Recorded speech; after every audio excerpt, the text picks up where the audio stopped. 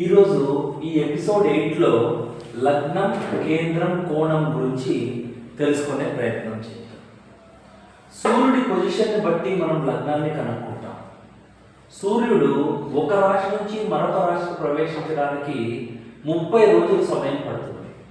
చంద్రుడు ఒక రాశి నుంచి మరొక రాశికి ప్రవేశించడానికి 2.5 రోజు సమయం పడుతుంది. ఒక రాశి 30 డిగ్రీలు ఉంటుంది. ఒక రాశిలో మొత్తం 12 రాశులు స్క్వేర్ కాబట్టి 12 రాశులు అంటే 30 × 12 అంటే 360 డిగ్రీలు, అంటే ఒక్కొక్క రాశి 30 డిగ్రీలు. దీన్ని డిగ్రీని అంశాలు అని కూడా పిలుస్తారు అన్నమాట. సూర్యుడికి 30 డిగ్రీలు దాటడానికి, 30 డిగ్రీలు దాటడం అంటే ఒక రాశిని దాటడానికి, ఒక రాశిలో ప్రవేశించి ఈరోజు ప్రవేశించడానికి ఈ సమయంలో నెక్స్ట్ ఆ రాశిని దాటడానికి 30 రోజుల సమయం పడుతుంది. 30 రోజుల తర్వాత ఇదే సమయానికి ఆయన ఆ రాశిని క్రాస్ చేస్తారు. సూర్యుడు ఒక్కరోజు ఒక్క రాశిలో 1 డిగ్రీ కదులుతారు. ఒక రోజంతా కలిపితే 24 గంటల్లో 1 డిగ్రీ మాత్రమే సూర్యుడు కదులుతారు. ఈ సూర్యోదయం నుండి రేపటి సూర్యోదయానికి ఒక రోజు అలా లెక్కేస్తాము. సూర్యోదయం నుంచి సూర్యోదయం లెక్కేసుకోవచ్చు, సూర్యాస్తం నుండి ఎలాగైనా మనం లెక్కేసుకోవచ్చు. సో అంటే 1 డిగ్రీ 24 గంటల్లో ప్రజలు భూమిపైన 12 లగ్నాలు అనుభవిస్తారు. అంటే 24 గంటల్లో సూర్యుడు 1 డిగ్రీ మూవ్ అవుతారు. ఆ 1 డిగ్రీ మూవ్ అయినప్పటికే ఆ సమయానికి 24 గంటలకి 12 లగ్నాలు ప్రజలు అనుభవిస్తారు అనమాట. అంటే మేష లగ్నం నుండి మీన లగ్నం దాకా, అంటే అది ఎలాగైనా ఉండొచ్చు. లగ్నం అనేది ఎక్కడైనా స్టార్ట్ అవ్వచ్చు. సూర్యోదయం అనేది దాని మీద ఆ టైం అయితే డిపెండ్ అవుతుంది, ఏ లగ్నంలో స్టార్ట్ అవ్వాలి అనేది. అక్కడి నుంచి నెక్స్ట్ ఆ లగ్నం దాకా 12 లగ్నాలు అనుభవిస్తారు. సమయాన్ని బట్టి రాశులు లగ్నాలుగా మారుతాయి.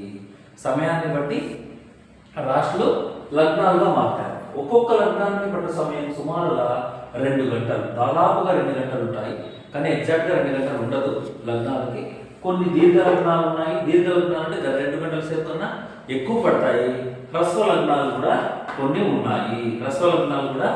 ఉన్నాయన్నమాట. హ్రస్వ లగ్నాలకి అది తక్కువ, 2 గంటల సేపు కన్నా తక్కువ పడితే దాన్ని హ్రస్వ లగ్నాలు అంటారు. ఈరోజు సూర్యోదయం పంచాంగంలో దొరుకుతుంది. అలాగే సూర్యుడు ఏ రాశిలో ఉన్నాడో కూడా పంచాంగంలో ఇస్తారు. ఒక వ్యక్తి పుట్టిన డేట్ నుండి సూర్యుడు ఏ రాశిలో ఉన్నాడో తెలుస్తుంది అన్నమాట. ఒక వ్యక్తి బర్త్ డేట్, అందువల్లనే మనం బర్త్ డేట్ అనేది అడుగుతూ ఉంటాం జాతకులకి. బర్త్ డేట్ ఎక్కడ, టైం ఎక్కడ, ప్లేస్ ఎక్కడ అని అడుగుతాం. డేట్ ఎందుకు అడుగుతాము అంటే సూర్యుడు ఏ రాశిలో ఉన్నాడు, బర్త్ డేట్ జాతకుడిది అవసరం. అందువల్లనే బర్త్ ప్లేస్ వలన సూర్యోదయం ఆ రోజు ఏ సమయంలో జరిగిందో తెలుస్తుంది. 12 రాశిలో ఎక్కడైనా లగ్నం ఏర్పడే అవకాశం ఉంది. 12 లగ్నాలు ఏర్పడతాయి అన్నమాట. 2 గంటలు మనం ఆల్రెడీ చెప్పుకున్నాం ఇందాక. అది సమయం పైన ఆధారపడి ఉంటుంది. ఒక జాతకాన్ని పరిశీలించడానికి లగ్నం అవసరం. ఓ జాతకం మీద మనం పరిశీలించాలి అంటే ఖచ్చితంగా ఏం కావాలి, మనకి లగ్నం కావాలి. ఈ లగ్నం ఆధారంగా భావాలు అనేవి ఏర్పడతాయి. అన్ని భావాలు కూడా ఎలా ఉంటాయి, లగ్న భావం. ఇప్పుడు లగ్న భావం అంటే మేషం నుండి మీనం దాకా ఏ లగ్నం ఏర్పడిందో అది లగ్న భావం అవుతుంది.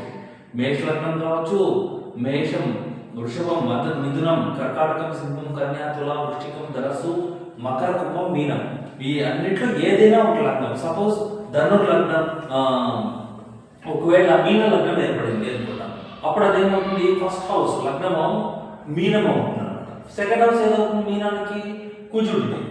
ఏది, మేషం ద్వితీయం అవుతుంది.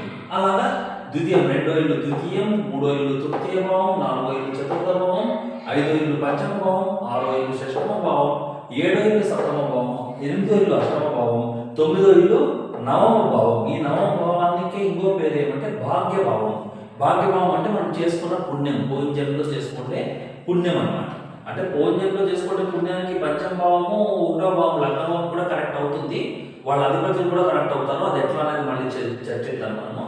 దశమ భావం, అలాగే 10వ దాన్ని రాజ్యభావం అంటారు. ఏకాదశ భావాన్ని లాభభావం అంటారు. అలాగే 12వ భావాన్ని వ్యయభావం అని అంటారు. ఇప్పుడు లగ్న ప్రమాణం చూద్దాం. లగ్న ప్రమాణంలో లగ్నానికి పట్టే సమయం అన్నమాట. ఒక్కో లగ్నానికి ఎంత సమయం పడుతుంది? మేషం 1 గంట 45 నిమిషాలు. దీన్ని 2 గంటల కన్నా తక్కువ ఉంది కాబట్టి హ్రస్వ లగ్నం అంటారు. వృషభం 2 గంటలు, మిథునం 2 గంటల 13 నిమిషాలు. దీన్ని దీర్ఘ లగ్నం అంటారు, 2 గంటలు దాటింది కాబట్టి. కర్కాటకం 2 గంటల 12 నిమిషాలు, ఇది దీర్ఘలగ్నమే. సింహం 2 గంటల 7 నిమిషాలు, దీర్ఘలగ్నం. కన్య 2 గంటల 5 నిమిషాలు, దీర్ఘలగ్నం. తుల 2 గంటల 10 నిమిషాలు, దీర్ఘలగ్నం. వృశ్చికం 2 గంటల 14 నిమిషాలు, దీర్ఘలగ్నం. అలాగే ధనస్సు 2 గంటల 7 నిమిషాలు, దీర్ఘలగ్నం. మకరం 1 గంట 52 నిమిషాలు, హ్రస్వలగ్నం. కుంభం 1 గంట 39 నిమిషాలు, హ్రస్వలగ్నం. మీనం 1 గంట 36 నిమిషాలు, హ్రస్వలగ్నం. ఇవి ఈ లగ్న ప్రమాణం అని అంటారు. ఇప్పుడు కేంద్రాలు కోణాలు అంటే ఏమో చూద్దాం. ఏ లగ్నానికైనా 1, 4, 7, 10 స్థానాలని కేంద్రాలు అంటారు. సపోజ్ మనం మేష లగ్నమే తీసుకున్నామండి. మేష లగ్నం ఏదైతే అది 1 ఇల్లు అవుతుంది. దాని పక్క నుంచి క్లాక్ వైజ్ 2, 3, 4, 5, 6, 7, 8, 9, 10, 11, 12. ఇవి నోట్కి వచ్చేసేయాలండి మీకు. 2 అంటే వృషభము, 3 అంటే మిథునం, కర్కాటకం, సింహం, కన్య, తుల, వృశ్చికం, ధనస్సు, మకరం, కుంభం, మీనం. ఇవి నోట్కి వచ్చేయాలి. వాటి అధిపతులు కూడా నోట్కి వచ్చేయాలి. ఇప్పుడు ఇక్కడ కేంద్ర స్థానాలు ఏమవుతాయి? 1 మేషం. మేషానికి 4వ స్థానం ఏమవుతుంది? కర్కాటకం. అలాగే 7వ స్థానం ఏమవుతుంది? తుల. 10వ స్థానం ఏమవుతుంది? మకరం. ఈ 4 కూడా ఏమంటాము? కేంద్రాలు అంటారు. ఏ లగ్నానికి? మేష లగ్నానికి. మరి లగ్నం మారితే కేంద్ర స్థానాలు కూడా మారుతాయి అన్నమాట. కోణాలు అంటే ఏమవుతుంది? మేషానికి 5వ స్థానం సింహం, 9వ స్థానం ఏది? ధనస్సు. సో వీటిని కేంద్రాలు మరియు కోణాలు అని అంటారు అన్నమాట. ధన్యవాదాలు.